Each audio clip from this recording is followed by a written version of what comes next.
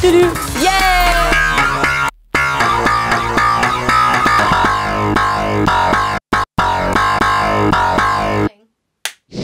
Okay, Cheesa, thank you so much for bringing us into your studio. Thank you for coming. So first and foremost, I want to talk to you about this amazing journey that started with singing. Okay. So when did you first realize that this is what you wanted to do with your life? I think I realized when my brother was about to graduate from high school and we were about to be separated because, you know, we lived in Hawaii and he wanted to pursue music.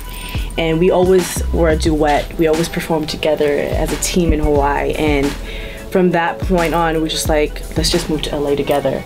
And you know, we had to do a lot of convincing, tell our parents like, this is it. This is what we're gonna do. We're gonna move to LA. We're gonna pursue our dreams. And Cheesa's coming with me. And we're like, oh my God. And you know, being from like an Asian cultured family, that's kind of like not a taboo, but it's like, you know, it's not a consistent kind of living. So they're like, no, you know, why don't you choose something that's more realistic, something that's more that is constant, you know. And you know, we said this is what we love to do, so it's either that or nothing. So we all moved and packed our bags, left Hawaii, moved to LA, and that's when I realized that this is something that I'm going to be doing for the long run. And whose idea was it first? Was it you or Troy? It was us together because, you know, we've been performing. We're really close. He's my best friend. So together we were like, we couldn't separate each other. We're like twins, you know. It's like we couldn't keep ourselves separate. And is it true, I read somewhere that you guys threatened your parents that you would run away if they weren't down. Is that true? Not necessarily run away, but Troy did say something like, if you don't let me go to LA, if you don't let us go to LA, I'm just going to be in Hawaii not doing anything. I won't pursue anything. You're just going to have to face it. So it's either that or nothing. It's like me being a hobo or me being music. Which one do you want? Passive aggressive ambition. I like it. It worked, right? It did. So you guys are here. And the process of you coming to LA, what were some of like the setbacks and what were the things you liked right away? Of course there's gonna be setbacks. You know, we're from like a big fish in a small pond in Hawaii, and then when we moved to LA, everybody's going for the same dream, the same vision. You know, everybody wants to be a star.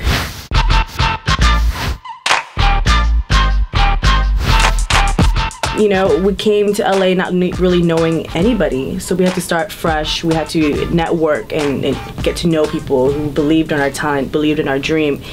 And you know, I remember when we first moved out here, we lived in like an apartment, and we had neighbors complain. They're like, "Oh my God, you're making so much noise!" My brother would play keyboards, and the neighbor would knock on our door and be like, "I need you guys to stop playing the drums." We're like, "We don't have any drums." So it was a hard time. It was a difficult time. And then, you know, we moved to a house, and that time we were going through you know, it was getting hard to pay for the house, so we had to give up our living space, our rooms, to open up a facility.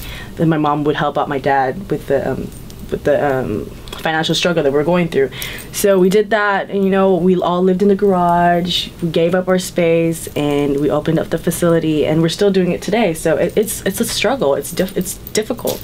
Were you and Troy working at the same time while this is going on? I was in high school. Troy, he was in college at Musicians Institute, and then after that Troy started touring, and I went to college at FITM. And it was still difficult, you know, like, and for me to be stuck and left behind while he's touring and doing the music thing, you know, that was hard for me to see, because I was like, what am I going to do? Am I going to be pursuing music now, or am I going to be just stuck here doing another job? So it was difficult for me to see that. Was there ever a time when you thought, maybe I don't want to be in music, maybe I want to do this instead? And what was it? No, I always knew music would be something that I wanted to do and always will do. But there was one time in particular where I was out of college, and I started working at a gym, and my brother was touring and MDing for artists, and I just felt like I wasn't doing anything with my life. Like, I went and struggled to come all the way here to LA, and all I'm doing is like working at a gym at the front desk. So that was a turning point in my life where I'm just like, I need to do something. I mean, I'm not doing anything with my life. This is difficult.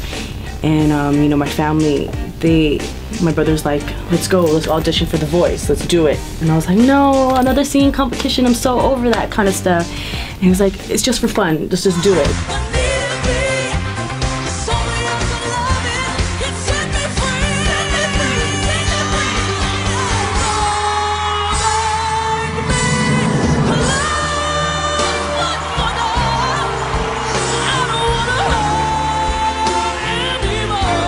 So we went in there together, and the funny thing is that when we got there, they separated us, and out of the two of us, it was just me, and I was left there, and I was like, oh my god, I can't do this by myself. Like, no, I won't do it. No. And like, it took a lot of convincing. My mom, she cried her eyes, and she's like, come on, this is an opportunity of a lifetime. Why aren't you not gonna do it? So if it wasn't for them pushing me and, like, you know, motivating me to move forward, I probably wouldn't have done The Voice.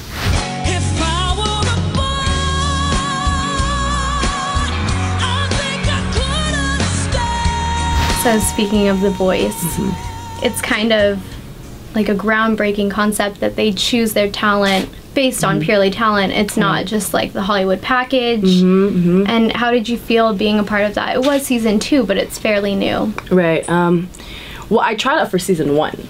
Oh, really? The first time, yes. I tried out by myself that time. And that's the reason why I was like, oh, I'm so skeptical. I didn't want to join again.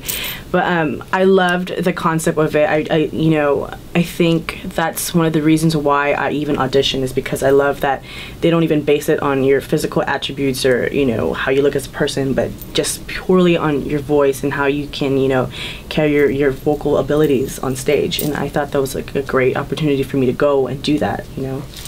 Was there something specifically about the show that made you think, like, I need to go back for round 2, even though I auditioned for round 1? I guess it was like the drive that, you know, me and my brother had, and it was an opportunity for us to go as a duet.